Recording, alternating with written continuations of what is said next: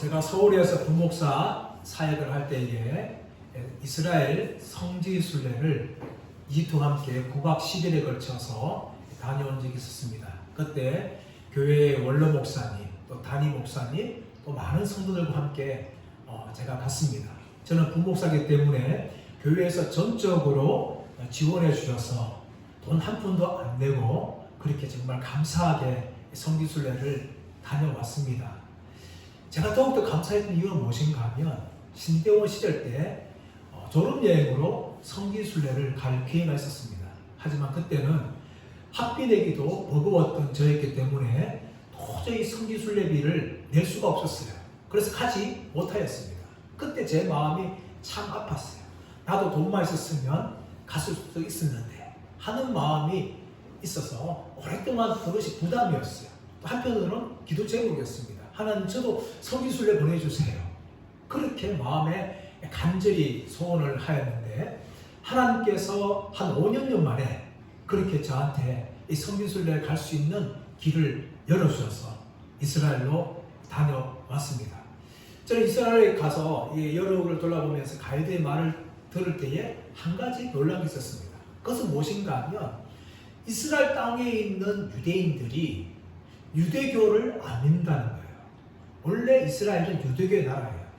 그 유대교를 믿고 있던 사람들이 유대인인데 그 유대인들 중에서 많은 사람들이 유대교를 안 믿는다는 거예요.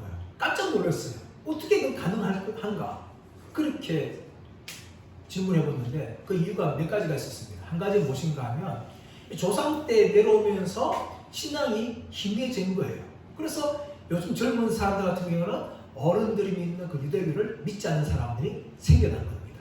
또 한 가지는 무엇인가 하면 이스라엘 땅에 살고 있는 유대인들이 원래 그 땅에 계속 머무는 사람들이 아니라 나라가 생기면서 세계 각곳에서 몰려들었어요. 그 중에 한 부류가 뭔가 하면 이 동국권, 공산국가에 있던 유대인들이었어요. 공산국가는 어떤 나라입니까? 신을 인정하지 않고 하나님을 인정하지 않는 나라가 공산국가예요. 그렇기 때문에 그들이 이스라엘 땅에 왔지만 그들은 공산주의의 영향을 받아서 유대교가 믿는 하나님을 인정하지 않는다는 겁니다. 그래서 놀라운 건 뭔가 하면 유대인이 같은 유대인을 향하여 유대교 전도를 한다는 겁니다. 그 사실에 좀 놀랐어요. 또 한 가지 더 놀란 게 뭔가 하면은 그 유대인들이 그 땅에서 태어나신 메시아이신 예수 그리스도를 믿지 않는다는 겁니다. 세계 곳곳에 예수 믿는 사람이 얼마나 많습니까? 그런데 유대인들은 자기 땅에 이스라엘 땅에 태어나신 예수님을 아주 많이 믿지 않아요. 사도 바울은 로마서 9장에서 바로 유대인의 특권적인 뭔가 하면은 예수님이 육신으로 유대인으로 태어난 것이 그들의 특권이다 라고 했는데 불구하고 유대인들은 예수님을 그렇게 믿지 않고 있다는 것입니다. 이것이 사도 바울에게 큰 근심과 고통이었어요. 자신의 동족인 유대인들이 예수님을 믿지 않는 것이 사도 바울의 근심과 고통이 되었어요.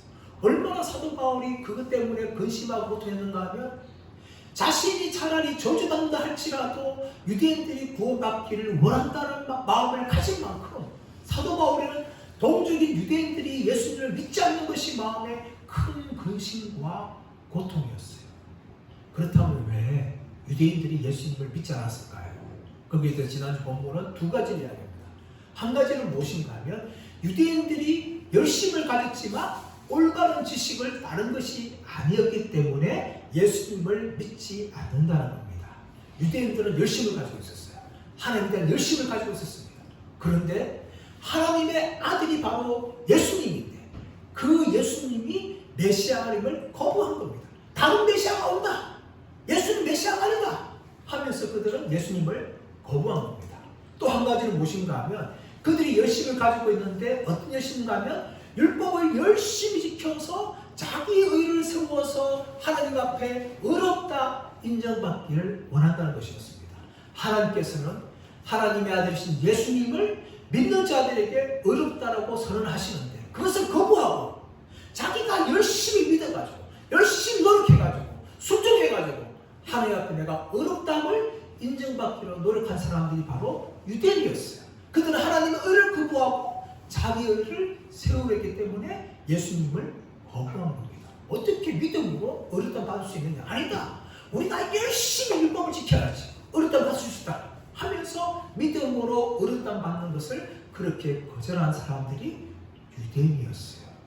그래서 유대인들 중에는 아주 많은 사람들이 예수님을 믿지 않고 소수의 사람들만 예수님을 믿고 있습니다. 여기에 대해서 어떤 사람이 사도 바울에 이야기하는 겁니다. 유대인들이 저렇게 많은 사람들이 예수 믿지 않으면 하나님이 자기 백성 유대인들을 버린 것이 아니냐 라고 질문한 사람이 있었어요.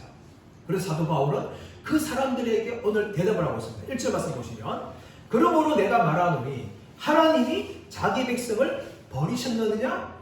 그럴 수 없느니라. 사도 바울은 무슨 말을 합니까? 지금 많은 유대인들이 예수를 믿지 않는다 해서 하나님이 자기 백성을 버린 것은 결코 아니라는 것을 지금 사도 바울이 말하고 있는 겁니다. 그러면서 사도 바울은 몇 가지 증거를 대는데 첫 번째 증거가 무엇인가 하면 자기 자신이 유대인에 불구하고 예수님을 믿고 있다는 겁니다. 1절 말씀 보시면 나도 이스라엘인이요 아브라함의 씨에서 난 자요 베냐민 지파다. 자신도 유대인이라는 거예요. 자신도 유대인이었고 유대인 지파 중에서 베냐민 사람이라고 이야기합니다. 여기에서 빌립보서 3장 5절 말씀에서는 좀 더 자세히 사도 바울이 자신이 유대인 중에 유대인을 설명하는데 나는 태어난 지 8일 만에 할례를 받았고 나는 이스라엘 사람이고 나는 베냐민 지파고 히브리인 중에 히브리인이고 율법으로는 바리새인이다 하면서 자신이 뼛속같이 이스라엘 사람이라는 것을 사도 바울은 말합니다.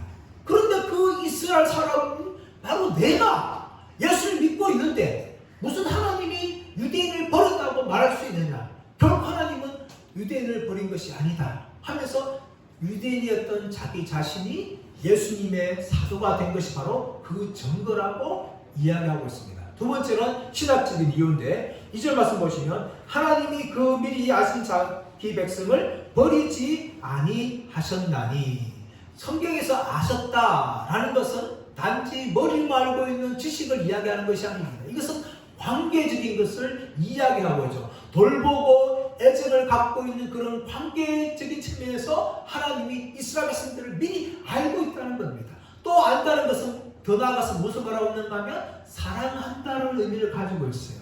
하나님께서 이스라엘 백성을 선택한 것은 그들의 수요가 많기 때문이 아니었어요. 그들이 사랑받을 만한 자격이기 때문이 아니었습니다. 전적으로 하나님께서 그냥 사랑하신 거예요. 그래서 이스라엘 백성들이 하나님의 백성이 된 것입니다. 그렇게 하나님은 이스라엘 백성들을 알고 계시는데 어떻게 하나님이 이스라엘 백성들을 버릴 수가 있느냐? 그것은 일어날 수 없는 일이라는 것을 사도 바울이 그렇게 말하고 있는 것입니다. 세 번째는 성경적인 증거를 들고 있는데 2절 중반절부터 시작해서 4절 말씀 가보시면 엘리야에 대해서 이야기합니다. 2절 중반절 말씀 보시면 너희가 성경이 엘리야를 가리켜 말하는 것을 알지 못하느냐? 그가 이스라엘을 하나님께 고발하되 주여 그들이 주의 선지자들을 죽였으며 주의 제단들을 헐어버렸고 나만 남았는데 내 목숨도 참나이다 하니 그에게 하신 대답이 무엇이냐? 내가 나를 위하여 바알에게 무릎을 꿇지 아니한 사람 7,000명을 남겨두었다 하셨으니 이것은 열왕기상 19장 말씀을 배경으로 하고 있어요.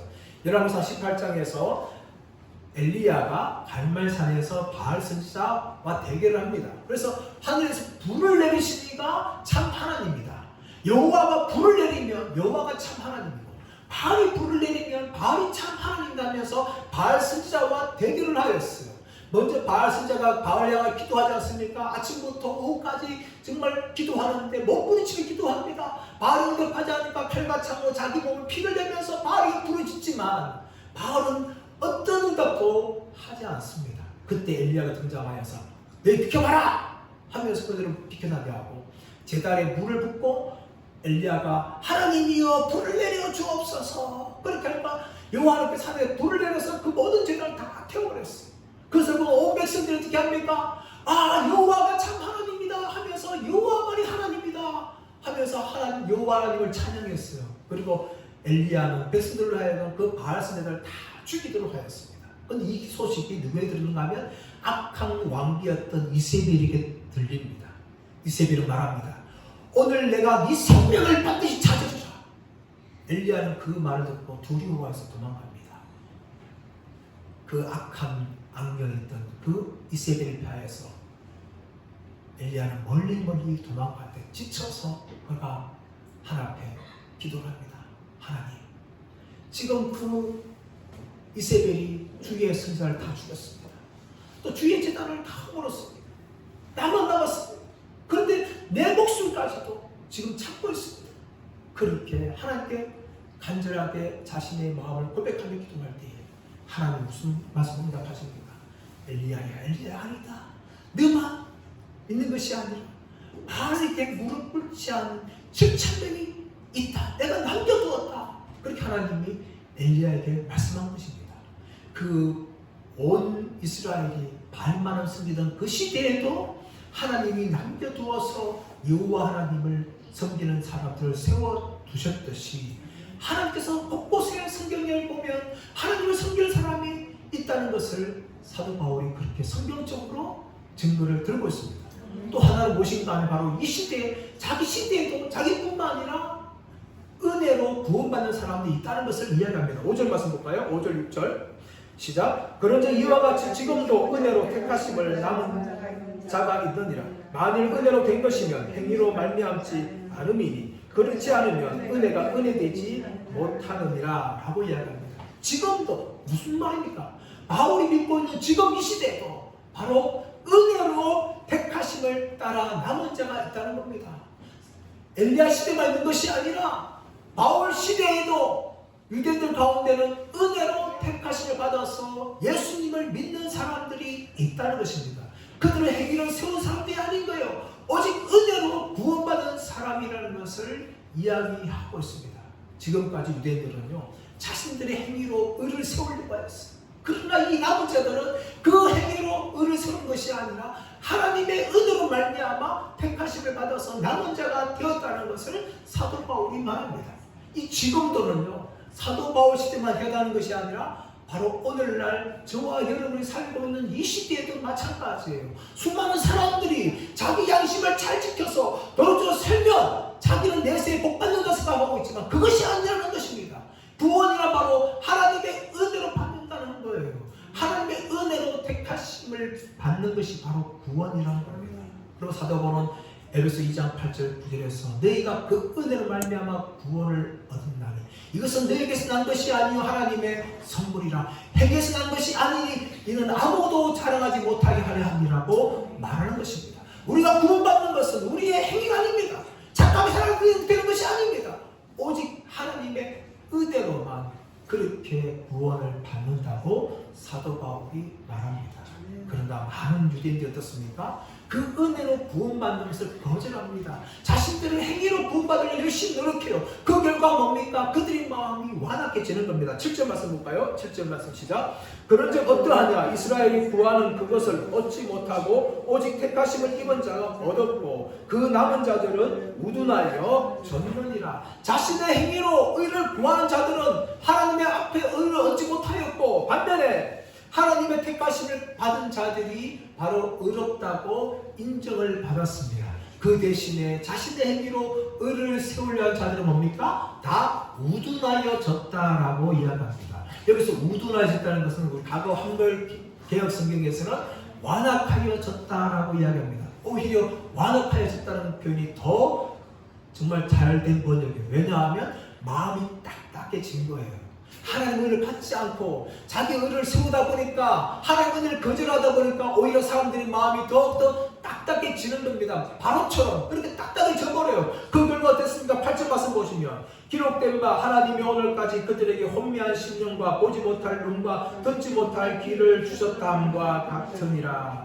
하나님이 그렇게 내버려 두시는 거예요. 바로가 마음이 강팍해지니까 하나님이 그 강팍한 대로 내버려 두듯이 유대인들 하나님을 거절하고 자신의 행위를 말며 구원을 얻으려고 노력하니까 그 유대인의 강팍한 대로 하나님이 다 내버려 두셨어. 혼미한 마음과 보지 못할 눈과 듣지 못할 귀를 가지고 돼서 더욱더 하나님의 은혜에 눈이 멀어지고 귀가 막혀지는 그런 일이 유대인들 가운데 발생했다는 것입니다.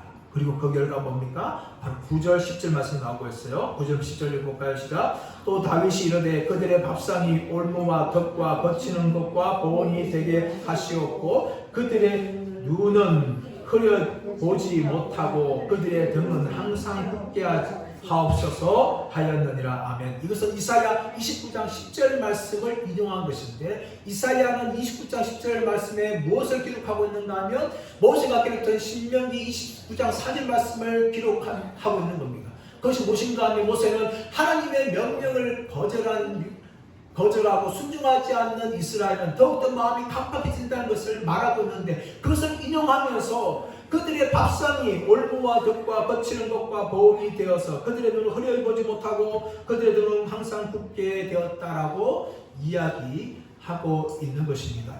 이 시편 말씀이 시편 19편 11절에서 이하의 말씀인데, 사도 바울이 그걸 보면서 유대인들 오히려 그들의 받은 축복이 오히려 저주가 되었다는 것을 말하는데, 여기서 그들의 밥상이 무엇일까요?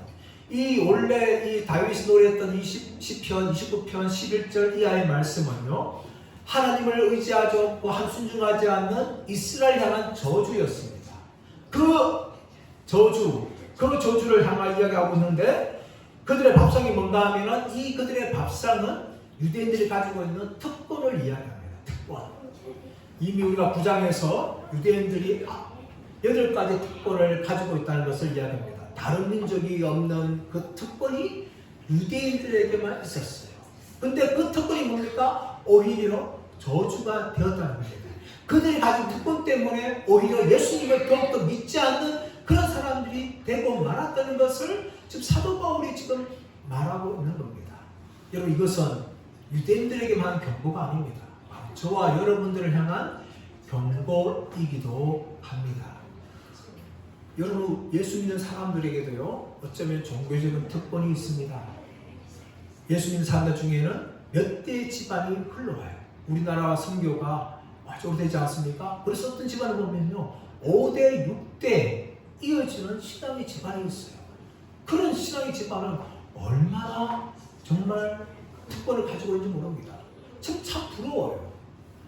믿음의 제1대인 쟤는 정말 아버지, 어머니, 할아버지, 할머니부터 신앙의 유산을 가지고 있는 친구들이나 또 선배들 보면 너무나 부러운 겁니다. 그것이 얼마나 신앙의 유산인지 몰라요. 근데 그런 집안의 자녀들은 뭡니까? 그런 신앙의 유산을 가지고 있음에도 불구하고 오히려 그 자녀들이 신앙이 없는 거예요. 믿음이 떠나는 겁니다. 이런 일들이 얼마든지 일어날 수가 있는 겁니다. 또 어떤 집안이나 저처럼 목사, 또 장로, 권사, 이렇게 믿음의 직분을 가지고 있는 가정에서 태어난 자녀들이 있습니다. 믿음의 부모를 두고 있는 것 얼마나 귀한지 모릅니다. 근데 그 자녀들이 그 신앙의 특권을 가지고 있음에도 불구하고 그 자녀들이 예수 믿지 않아요. 신앙을 떠나버립니다. 그래서 오히려 그 특권들이 그들의 구원에 있어서 오히려 장애물이 되고 만 것입니다. 또 이 땅의 삶을 살아가면서 우리는 예수 믿을 때에 많은 복을 누립니다. 어떤 사람은 건강의 복을 누리고, 어떤 사람은 물질의 복을 누리고, 어떤 사람은 명예의 복을 누리고, 어떤 사람은 관계의 복을 누리고, 많은 복을 누려요. 근데 그 복을 누릴 때에 겸손하면 참 좋은데, 내가 뭔가 잘난 줄 알아요. 내가 뭐 특별하게 사랑받을 만한 존재인 줄 알아요. 그래서 하나님 나한테 이런 복을 주셨다면서 그 복을 받지 못한 사람들을 멸시하고 비난합니다. 네가 예수 잘못 믿어서 그런 거지. 네가 예수 나처럼 예수 잘 믿어봐. 너도 복을 받을 거야. 하면서 사람들의 마음을 상처를 줘. 근데 오히려 여러분, 그 축복이 뭡니까? 그 사람 망칩니다. 교만케 합니다. 그리고 또 자기가 너무 복을 받다 보면 그 복을 주체하지 못하여서 오히려 죄를 짓는 쪽으로 나가고 버립니다. 그렇게 자신들이 가지고 있는 이 특권과 은혜가 오히려 저주가 되는 경우가 종종 있습니다. 사랑 여러분, 저와 여러분에게 하나님의 은혜가 임하였습니까? 그렇다면 그것을 당연하게 여기지 마십시오. 하나님의 전적인 은혜, 그 은혜 때문에 내가 그 은혜를 누리고 있다는 것을 우리가 인정해야 됩니다. 그리고 여러분, 그것을 축복의 통로로 사용하십시오. 내 안에만 머무르는 것이 아니라 다른 사람에게 흘려보내주고 그 축복을 나눠주고 또 힘들게 간 사람들을 격려하고 도와줄 수 있는 사람이 되어야 될 줄 믿습니다. 그렇게 될 때에 정말 그 복은요, 정말 그 특권은요, 자신에게 축복이 되는 거예요. 그렇게 하지 않을 경우에 오히려 이 유대인들처럼 종려된 특권을 가지고 있음에 불구하고 예수님을 믿지 않는 그런 저주가 그들 가운데 임하게 되는 겁니다. 저 여러분 가운데 임한 그 특권과 축복을 마음껏 누리시되 복의 통로로 쓰임 받으시기를 예수님의 이름으로 축원합니다.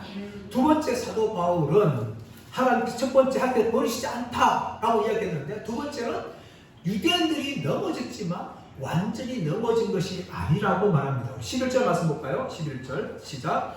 그러므로 내가 말하노니 그들이 넘어지기까지 실족하였느냐 그럴 수 없느니라. 그들이 넘어짐으로 구원이 이방인에게 이르러 이스라엘로 시기나게 함이니라. 그들이 넘어졌어요. 유대인들이 지금 예수님을 거부하고 있어요. 그런데 그 거부함은요, 완전히 넘어지는 것이 아니라는 겁니다.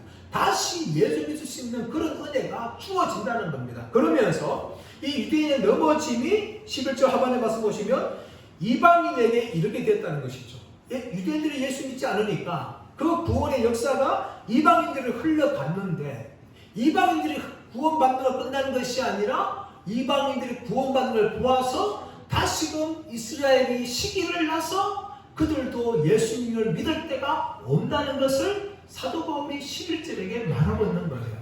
사도 바울이요, 복음을 전할 때마다 항상 유대인들한테 복음을 전하였습니다. 안식일이 되면 유대인 회당에 가서 예수님이 메시아다, 예수님이 구약성경에 말씀하고 있는 메시아라는 사실을 끊임없이 증거하였어요. 그런데 유대인들은 거부하였습니다. 또 사도 바울을 비판하였습니다. 그러므로 사도 바울은 어떻게 하였습니까? 유대인들을 떠나서 이방인에 가서 이방인들이 복음을 증거하였고 그들이 구원받았고 그들 가운데 교회가 세워졌어요. 근데 그 모든 이 선비는요, 오히려 이스라엘 백성들이 이방인의 구원을 쉽게 하여서 그들도 예수 믿을 수 있는 기회를 제공하기 위함이라는 것을 이야기합니다.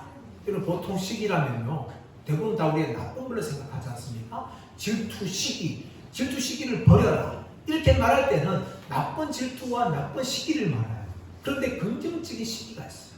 이 시기가 뭘까요? 남들이 잘 돼요.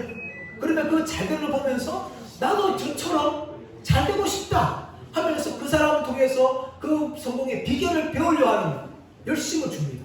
또 한 가지 무엇인가 하면, 우리 학생 같은 경우는 공부 잘하는 학생이 있어요.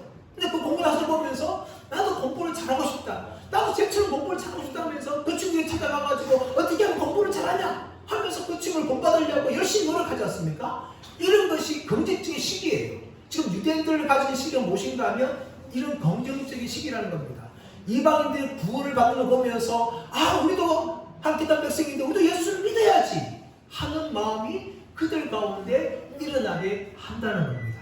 그래서 유대인들이 넘어지면요, 이방인들이 구원받게 되어지고 또 유대인들이 예수 믿음을 통하여서 오히려 이방인들이 더욱더 충만한 가운데 나간다는 것을 12절에 말하고 있습니다. 12절 말씀 읽어볼까요? 시작. 그들의 넘어짐이 세상의 풍성함이 되며 그들의 실패가 이방인의 풍성함이 되거든 하물며 그들의 충만함이요. 유대인들이 넘어지니까, 예수 믿지 않으니까 이방인들이 구원받았어요. 그런데 유대인들이 다시금 구원받으면 얼마나 더 이방인들이 복받겠느냐 라는 것을 사도 바울이 말하면서 13절 14절에서는 자신이 바로 이방인의 사도지만 정말 내 민족 유대인들이 구원받기 원한다는 것을 13절 14절에 말하고 있죠. 읽어보겠습니다. 시작. 내가 이방인이 너희에게 말하노라. 내가 이방인의 사도인 만큼 내 직분을 영광스럽게 여기노니 이는 혹 내 고륙을 아무쪼록 시기하게 하여 그들 중에서 얼마를 구원하게 하려 함이라. 바로 사도 바울은 이방인들의 구원함을 통하여서 그들을 보면서 유대인들의 시기를 느껴서 구원받기를 원한다는 것을 이렇게 이야기합니다. 그러면서 하나님께서 유대인들을 잠시 넘어지겠지만 그것은 완전히 버리는 것이 아니라는 것입니다. 15절 말씀 보시면 그들을 버리는 것이 세상의 한몫이 되었다라 말하고 있는데, 이 버렸다는 것은 1절에 나오는 것처럼 완전히 버리는 것이 아닙니다. 이것은 잠시 제쳐두는 거예요. 완전히 버렸다는 것은 헬라 단어로 아포사토라는 단어지만 이 잠시 제쳐둔다는 것은 아포볼레입니다. 그래서 사도 바울은 유대인들이 넘어지는 것은 완전히 넘어진 것이 아니라 하나님이 잠시 넘어지겠다는 거예요. 그래서 다시금 이방인들이 구원받는 걸 보면서 그들이 영혼이 구원 얻을 때에 마치 죽은 자가 다시 부활하는 것처럼 생생한 사건이 될 것이라는 것을 사도 바울이 그렇게 말하고 있는 것입니다. 이처럼 사도 바울은요, 유대인들이 다시금 예수 믿기를 간절히 바라였습니다. 그리고 이방인을 보면서 시기를 느끼기 원하였어요. 그래서 이방인의 구원을 보면서 시기하여서 유대인들도 이방인들처럼 예수 믿기를 간절히 바라였는데, 그 비유에 대해서 16절에서 17절은 세 가지 비유를 들고 있습니다. 하나는 무엇인가 하면 16절 가서 보시면, 처음 익은 곡식을 떡으로 만들어 함께 드리면 나머지 떡들은 다 자연스럽게 다 거룩하게 된다는, 이 민수기 15장 19절에서 27절 말씀 나오는 말씀을 가져와서 이야기합니다. 이것은 하나님께 드리는 감사제의 일종인 거제를 말하고 있는데요, 모세는 이스라엘 백성에게 말합니다. 너희가 가나안 땅에 들어가게 되어지면 처음 익은 곡식으로 떡을 만들어서 하나님께 감사를 드려라, 거제를 드려라. 그러면 다음 나오고 있는 곡식들을 가지고 더 이상 떡을 만들어서 하나님께 드리지 않아도 나머지 다 거룩해지니까 너희가 마음껏 먹을 수 있다 라고 얘기하면서, 처음 익은 곡식이 무엇인가 하면 바로 유대인이라는 거예요. 이 유대인이 복을 받게 되어지면 나머지 이방인들도 다 복을 받게 된다는 것을 이야기하고, 두 번째 비유는 무엇인가 하면 뿌리가 거룩하면 가지도 거룩하게 된다는 겁니다. 여러분, 가지는 무엇에 영향받아요? 뿌리의 영향을 받게 되어지죠. 뿌리가 튼튼하고 생명이 있으면 가지는 생명이 있고 튼튼하게 되어지고 많은 열매를 맺게 되어지는 겁니다. 뿌리가 누구예요? 유대인이에요. 유대인이 복을 받게 되어지면 가지 이방인들도 그렇게 복 받는다는 것을 사도 바울이 말하고 있는 것입니다. 세 번째로 무엇인가 하면, 돌 감람나무를 참 감람나무에 접붙이면 이 참 감람나무를 통해서 돌 감람나무가 많은 열매를 맺게 된다는 것을 17절에서 원의학적인 설명을 가지고 이야기하고 있습니다. 이 참 감람나무가 있어요. 근데 참 감람나무에 가지가 있는데 그 가지가 꺾여져서, 가지가 죽어져서 더 이상 열매를 맺지 못해요. 그러면 농부는 다른 돌감나무 가지를 그 참 감람나무 가지에 접붙입니다. 그러면 이 참 감람나무 가지가 영양을 공급해서 돌 감람나무 가지에 영양을 주어서 이 돌 감람나무 가지가 열매를 맺게 되는 겁니다. 이 참 감람 뿌리가 살아있으니까. 근데 그 참 감람나무 공급하고 있는 그 뿌리의 진액이 무엇인가 하면, 하나님이 성경을 통해서 구약 이스라엘 백성들에게 말씀하고 있는 믿음을 통한 구원입니다. 아브라함도 믿음으로 구원받았어요.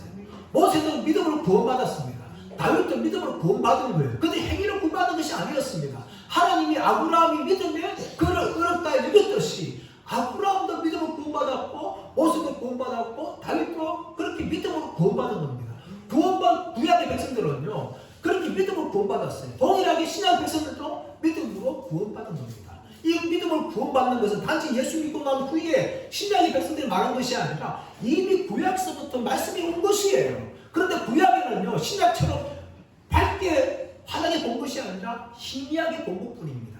오실 예수 그리스도에 대해서 희미하게 보았지만 그들은 믿었기 때문에 믿음으로 구원받은 겁니다. 신약의 백성들은 이미 오신 것을 믿었기 때문에 구약에 있는 백성들보다 너무나 선명하게 믿고 있지만, 구약에 있는 백성들은 희미하였지만 그 희미한 그림자를 보면서도 믿음으로 그렇게 구원받았는데, 그것이 바로 진액이에요. 믿음으로 구원받는 그 의가 바로 유대인들을 통하여서 이방인들이 전달됨을 통하여 이방인들이 구원의 열매를 맺을 수 있게 되었다는 것을 사도 바울이 그렇게 말하고 있는 겁니다. 그러므로 사도 바울은 이방의 백성들 향해서 무엇을 경고하고 있는가 하면, 너희는 자랑하지 말라라고 이야기합니다. 18절을 써볼까요? 18절 시작. 그 가지들을 향하여 자랑하지 말라. 자랑할지라도 내가 뿌리를 보존하는 것이 아니요 뿌리가 너를 보존하는 것이니라. 분명히 이방인들은 돌 감람나무 가지였어요. 열매를 맺지 못하였어요. 그런데 참 감람나무 열매 맺는 가지에 붙어서 있으니까 영양을 공급받아가지고 구원의 열매를 맺게 되었으니까, 너희가 구원받았다 해서 유대인들을 우습게 여기거나 자랑하지 말라. 너희가 잘나서 구원받은 것이 아니다. 하나님께서 유대인들을 잠시 제쳐준 은혜로 말미암아 너희가 구원받은 것이다. 그러므로 결코 자랑하지 말아라. 가지가 뿌리를 보존하는 것이 아니라 뿌리가 가지를 보존하는 것이다. 뿌리가 열매 맺게 하는 것이다 하면서 뿌리인 유대인들을 향하여서 교만히 여기지 말라라고 그렇게 경고하는 것입니다. 이것은 오늘날요, 가정의 딸을 이야기하면 자식들과 부모에게 대해서 이야기할 수 있습니다. 어떤 자식들 중에는요, 자기가 잘난 줄 알아요. 자기가 잘났고, 자기가 똑똑하고, 자기가 멋있어가지고 세상에 성공한 줄 아는데 결코 아닙니다. 자식의 뿌리가 어디서 왔어요? 부모한테 온 거죠. 또 부모는 할아버지, 할머니한테 온 거죠. 그러므로 자식들이 아무리 잘나고 성공한다 할지라도 부모한테 효도해야 될 이유가 거기에 있는 겁니다.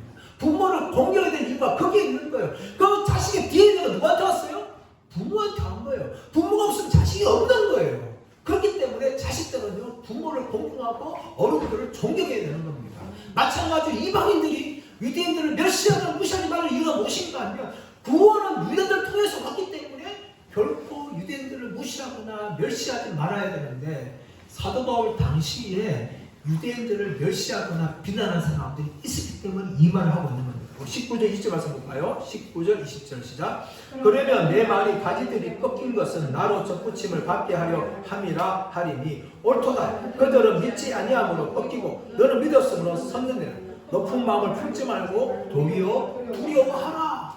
너희가 구원받은 것은 유대인들이 잠시 넘어졌기 때문에 너희가 구원받은 것이다 라고 이야기합니다.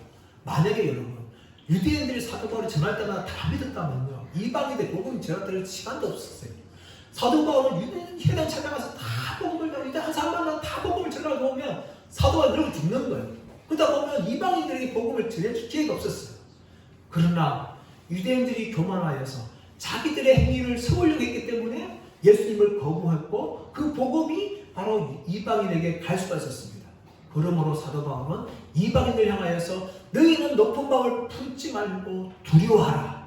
그 이유가 무엇인가 하면 21절 말씀 보시면 하나님이 원가지들도 아끼지 아니하셨은즉 너도 아끼지 아니하시리라. 하나님이 유대인조차도 강팍해지니까 잠시 버려둘 수 있듯이 너희들도 버려둘 수 있다. 그러므로 너희들은 교만하지 말고 너희들은 겸손하라. 유대인들을 비방하고 비판하지 말라. 그렇게 사도 바울이 말합니다. 22절 말씀 보시면 그러므로 하나님의 인자하심과 준엄하심을 보라. 넘어지는 자들에게는 준엄하심이 있으니 너희가 만일 하나님의 인자하심에 머물러 있으면 그 인자가 너희에게 있으리라. 그렇지 않으면 너희도 지키는 바 되리라. 하나님의 준엄하심 심판이 바로 유대인들에게 있었어요. 유대인들이 복음을 거절하지 그들을 잠시 제껴두었습니다. 그리고 이방인들에게 복음이 증거되었고 이방인들이 하나님의 인자하심을 경험하게 되었습니다. 이방인은 원래 하나님의 구원과 하나님과 전혀 상관없는 자들이었고 근데 우상 숭배 자들이었습니다. 가만히 두면 그 죄를 말미암아 영원한 지옥에 멸망받을 자들이었는데 하나님께서 은혜로 인자하심으로 이방인들을 구원해 주신 것입니다. 저와 여러분도 마찬가지예요. 우리도 원래는 하나님을 전혀 알지 못하였습니다. 우리 예수님을 이름도 들어본 적이 없었어요. 그러나 성사를 통해서 우리에게 복음을 들여왔고 우리가 예수 믿게 되었고 한국 곳곳에 이렇게 수많은 교회가 세워졌습니다. 세계 100대 교회 중에서 10대 교회 중에서 5개가 한국에 있을 만큼 한국에는 엄청난 교회, 기독교의 교세가 되었습니다. 그렇다고 해서 여러분 지금 기독교가 사라지고 있는 유럽이나 미국이나 다른 나라에 향해서 우리가 멸시할 수 없다는 거예요. 왜냐하면 그들이 아니면 우리가 복음을 받을 수 없었기 때문에 영국에 감사해야 되고 네덜란드에 감사해야 되고 호주에 감사해야 되고 미국에 감사해야 되는 겁니다. 우리에게 성경을 보내지 않았다면 예수 믿을 수 없기 때문에 우리는 참 그들 앞에 감사하고 교만함을 버려야 돼요. 이렇게 우리가 이방에 가질 자세인데 이방인들이 교만하면 하나님이 원까지도 아끼지 않듯이 너희도 아끼지 않겠다 라고 사도 바울이 그렇게 말하고 있습니다. 그러면서 하나님은 그래도 유대인들을 결코 버리지 않는다. 하나님의 전능하신 능력으로 유대인을 구원하신다라고 말씀합니다. 23절 말씀 볼까요? 23절 시작. 그들도 믿지 아니하는데 머무르지 아니하면 접붙임을 받으리니 이는 그들을 접붙이실 능력이 하나님께 있음이라. 아멘. 지금 잠시 유대인들이 예수님을 거부하고 믿지 않았어요. 하나님의 구원 역사에 하나님 잠시 제껴두시고 우리나라를 비롯한 수많은 이방인들에게 복음이 증거되어지고 우리가 예수 믿게 하셨습니다. 그러나 하나님께서는요 이렇게 꺾여진 가지조차도 다시금 참 감람나무에 붙여서 살게 하시고 그들도 믿음으로 말미암아 없는 이 의를 누리는 복된 주인공으로 만드시겠다라고 말씀합니다. 왜 그럴까요? 하나님은 전능한 분이기 때문입니다. 하나님은 못할 것이 없는 잠시라도 지금 유대인들이 예수님을 거부한다 할지라도 언젠가는 유대인들이 돌아오게 하셔서 예수 믿게 하시고 그들도 구원받게 하신다는 것이 바로 이 하나님의 구원의 성기라는 것입니다. 우리 종말할 때 우리 그것을 보게 될 겁니다. 유대인들이 예수님께 돌아오는 것은 물론 유대인 한 명 한 명 100%가 아니에요. 이 100%가 아니지만 유대인 민족이 대대적으로 회심하고 예수님을 자신들의 구원자로 받아들이는 것을 우리는 보게 될 것입니다. 이것이 바로 종말에 일어날 일입니다. 사랑하는 여러분, 이제 말씀의 결론을 맺기를 원합니다. 우리는 유대인들이 예수님을 거절하지 않으면 우리가 예수 믿을 수 없었습니다. 영원한 지옥에 멸망받을 자들이 되었습니다.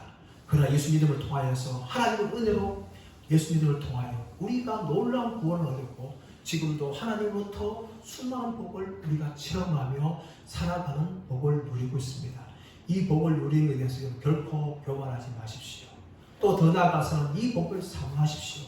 하나님 나에게 구원의 복과 은혜의 복을 넘치게 부어줘서 내 평생에 감사하며 이 복을 평생 누릴 수 있는 사람들이 되게 하여 주옵소서. 이것이 바로 저와 여러분의 기도 제목이 되기를 간절히 바랍니다. 그뿐만 아니라 나한테만 머무는 것이 아니라 나에게 주신 복과 이 은혜를 많은 사람들에게 흘려주고 나누어주는 이런 삶을 평생 살아가도록 역사하여 주옵소서. 또 믿지 않는 사람들의 구원을 위해서 내가 끊임없이 기도함을 통하여 내가 아버지 하나님 구원의 통로로 쓰임받게 하여 주옵소서.